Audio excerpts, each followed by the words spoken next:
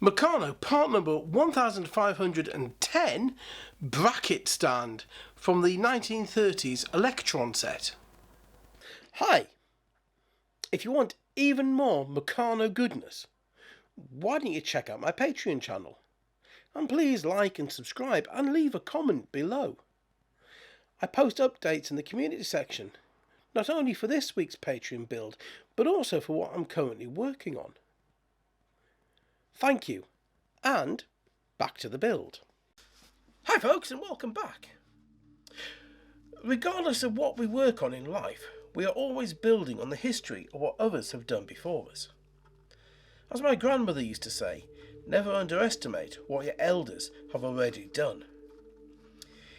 Because it's so easy to think that we are the first, that what we are doing now is the cutting edge, and in some ways that's very true.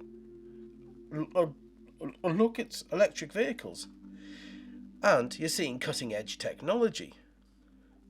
But then my great-grandmother, at the turn of the 20th century, drove an EV car in London as her daily. And it was a very different car to the current EVs, but it was still a head-turner. And as we live our lives, it's so easy to get disillusioned by what others are doing, what they are achieving compared to what you are achieving. But we each have our own journey to walk. So enjoy your journey, because whatever comes is going to come. And there's no point stressing over the maybes or lamenting over the what has already happened. Enjoy the here and now, because it is limited. And as I sit here on the 6th of September 2022, I have maybe around 30 or so years left. That's only 30 more Septembers to watch the mist trapped in the valley bottom, hanging over the river, and to feel moved by its natural beauty. Only 30 more Christmases to try and get magical and be grateful for family. Only a limited time to enjoy the task in front of me, regardless of what that task may be. And only a set amount of time, already pre-decided by genetics and life decisions, that I have made in my time to be around the ones that I love and doing what I enjoy. Now, I'm not saying drop everything to go sit on a hillside and meditate, but what I am saying is don't put something off, because you'll get round to it when you retire. For there is no guarantee that will happen. My mother is a great example of that, as she intended to spend her latter years sketching, reading and enjoying the garden. But the death of my father, after his decline into dementia and Alzheimer's, seems to have robbed her of all will to do anything. I know from my own life that my PTSD and depression at times wants me to sit in a corner and do nothing, and like hell am I going to give up and stop fighting. In fact, that's one of the motivations behind this channel. It makes me engage and use my brain. It is a driving force to make me encounter life and people. So for all of you who watch this, thank you, because you are helping me to make a better life. Our dreams, though, help to be the driving force that moves us forwards, or in some cases hold us back when we're unable to push through the bottlenecks that seem to stop us. And today's builds, to me, seem to encapsulate those dreams so well. This racing car is based on the Formula One cars of the 1950s and 1960s, while not being a model based on any one vehicle. Both decades can best be described as the killing years of Formula One, along with the 1970s, as there was little to no safety in the design of the cars. But when did Formula One start? And what was the driving force behind it, apart from the engines and the cars? Post-World War II, we wanted to race again in Europe, After all, racing had stopped at the outbreak of the war in 1939, and by 1946 we wanted to feel the need for speed. And to be able to control it, to know that the drivers can control something that's out of control. The first foundation of Formula One was the creation of the FIA, or the Federation of Internationale des Automobiles, Standardization of Rules, which came into force on the 1st of January 1947. For the first time, every course had the same rules. The first Formula One race is in dispute, and I'm probably going to open a can of worms here. There are 3 contenders for the first race. The first one is the 1946 Turin Grand Prix, held on the 1st of September and won by the Italian driver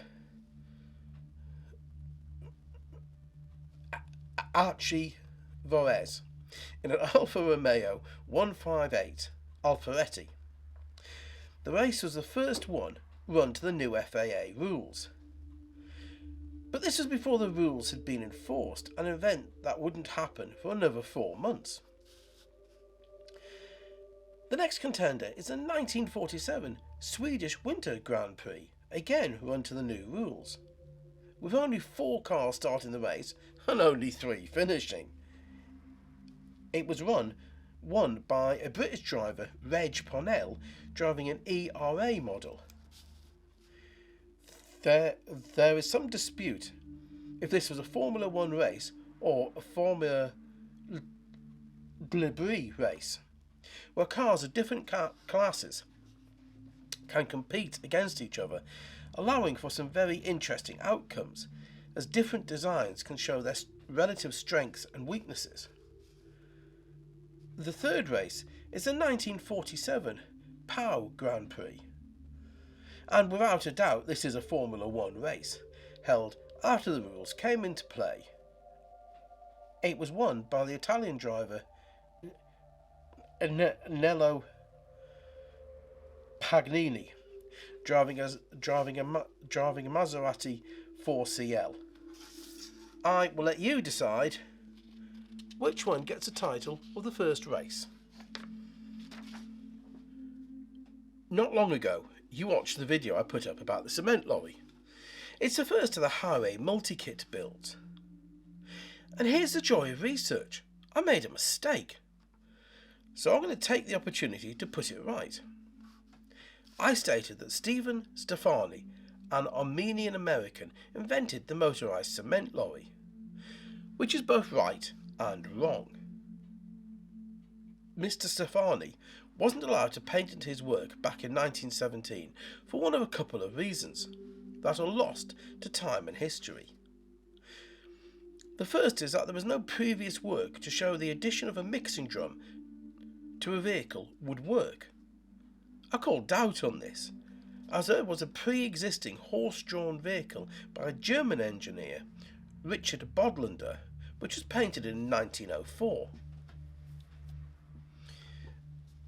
The second opinion was that as he wasn't an American citizen at the time, he couldn't patent the invention in America. I believe, while this is a cruel twist of fate, it's probably the correct reason that his patent of 1916 was rejected in 1917.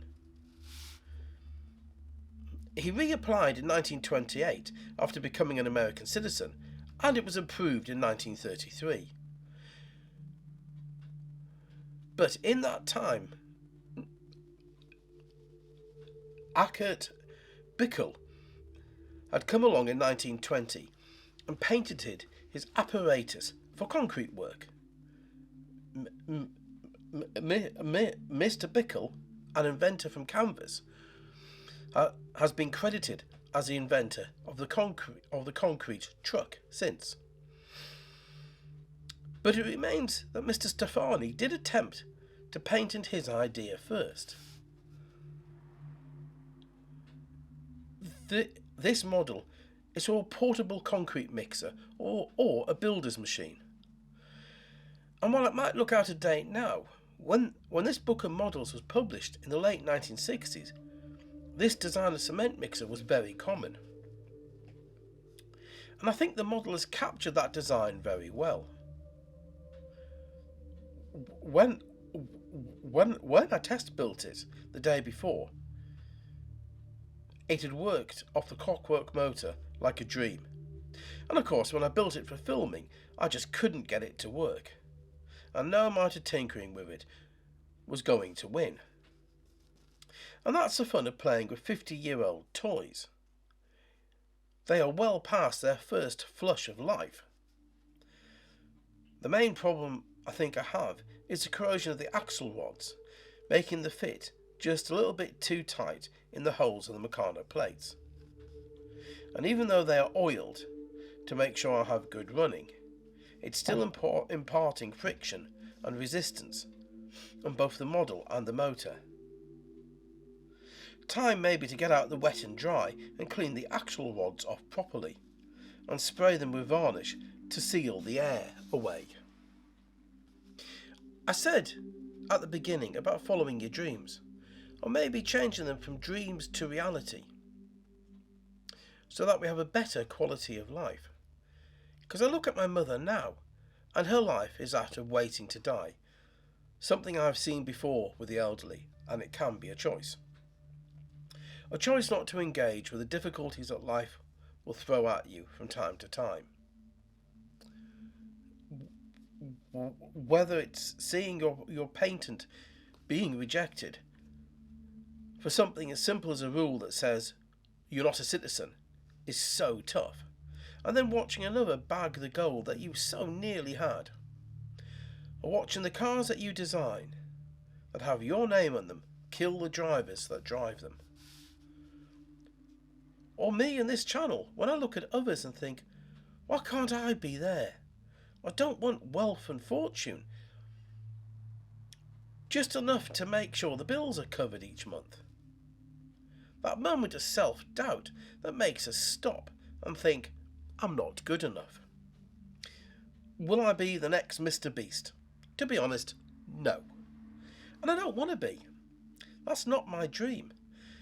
I want to be challenged. As challenge grows us, I want to enjoy life and leave unnecessary conflict behind.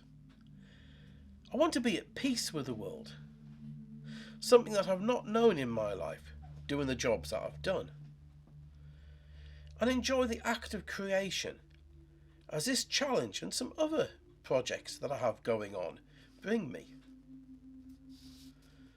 And if you want a challenge, find the movie quotes in the script. There are 2 of them. Thank you for watching. Thank you for being part of what makes my life a better place.